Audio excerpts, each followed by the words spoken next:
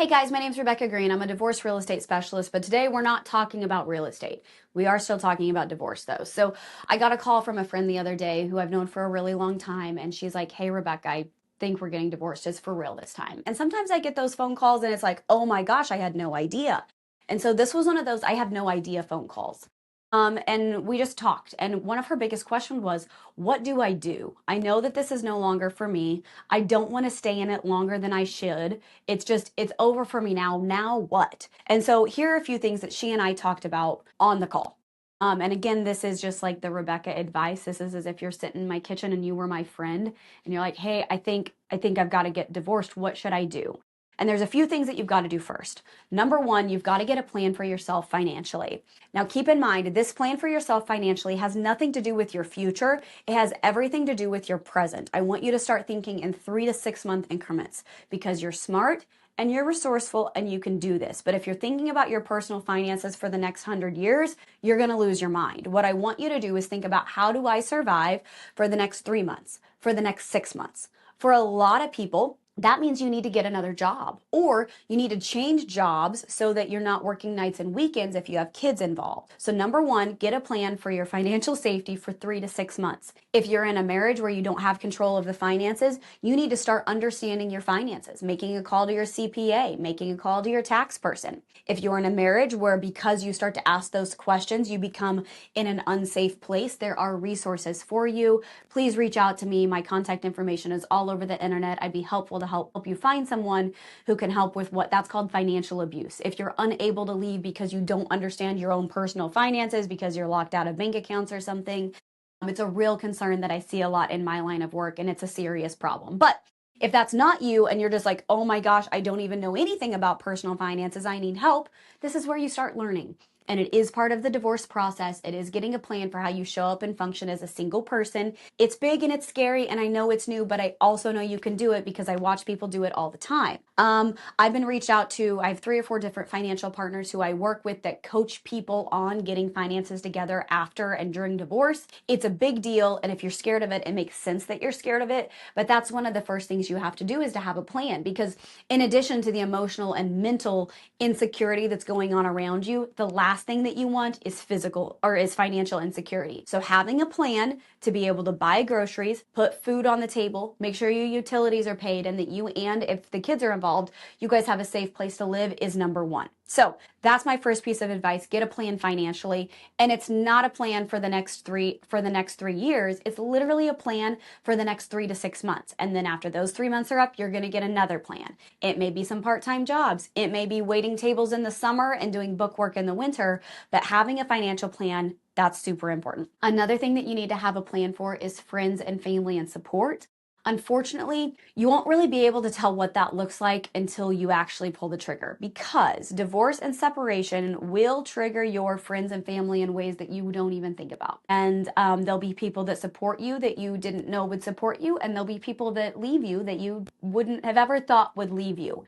And that's okay, because you're not doing this for anybody else. You're doing this for yourself. But I need you to mentally prepare and get ready for the fact that your whole life is going to change. The people that are in your life is going to change. What you wake up and do in the morning is going to change. How you do a bedtime routine is going to change. And all of that is okay. That's just part of life. But this is going to be a big reset for you. So get really comfortable with the people who are in your life now. And I would start telling people. I would pick 2 or 3 close friends and I would say, "Hey, I'm getting divorced in the next 6 months. I'm starting to put some things in place, and I want to know if you can support me and be in my corner.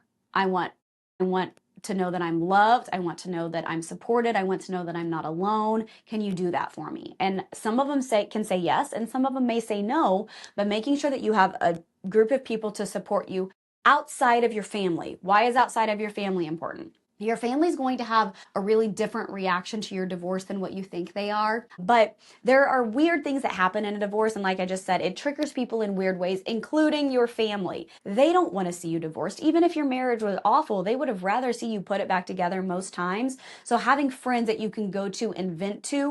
The other thing about family is a lot of times ride or die. And If there's somebody who escalates a situation, it's a mother-in-law, it's a grandma, it's a brother, it's a sister, it's somebody who gets in and maybe has a relationship with your ex and they shouldn't cross those boundaries of sending messages and they do. So making sure you have people to support you outside of your family, really, really important. Another thing that I would tell everybody to do prior to getting divorced is get yourself in therapy. I know it's expensive, but like in a weird way, if you start therapy now, you're only paying for half of it. If you wait to start therapy till you get divorced, it's all on you. So that's like a funny thing I tell my friends all the time, but it's so true. You need somebody who can walk you through this. I advise weekly therapy sessions. I don't care if it's cost $100 a week. Get yourself a second job so that you can do this and take care of yourself mentally. There are also all kinds of resources through like nonprofits, even some churches that have licensed counseling operations going on.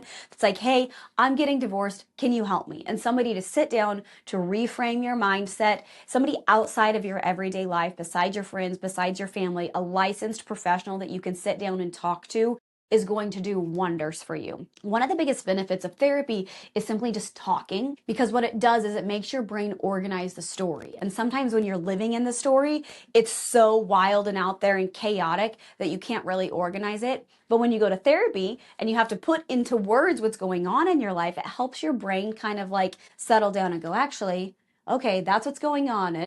It's pretty bad, but at least I know. And so I think therapy is a wildly underused resource before divorce, during divorce, and then even after divorce, because stuff's going to keep coming up. If I had one more piece of advice for somebody, it would be this: get crystal clear on what you're leaving. For me, this took a long time, and I have notebook after notebook and video recording after video recording of myself crying, sobbing, telling myself like what had just happened, replaying maybe fights that we'd had or discussions that we had. And one of the things that I really struggled with was like, is it really so bad that I need to see what's on the other side? And I went through that for years of, is this what I want? Is it not what I want? Can we fix it? Can we not fix it? What's it going to look like on the other side? Because this looks really bad. But what my therapist told me to do, and I'm so glad that I did, was just keep a notebook. Because it's easy when you're in the middle of trauma, and leaving a marriage is traumatic. I don't care what happened. I don't care who did it right, who did it wrong. Leaving a marriage is traumatic. And so before you step into that new trauma, you need to be really clear about what this trauma looked like if you can. And that's where the help of a mental health professional is really good. One of the best pieces of advice so that I got like tactically was just to start writing things down. Write down how today feels. Write down where your emotions are at. Write down a conversation that led you to tears or a conversation that you felt like was taking you in the right direction. And you're kind of just documenting your life as it stands now, so that as you get divorced and as you come back to the other side of the divorce process, there's going to be times where you doubt it. There's going to be times that you're like, gosh, did I make the right decision?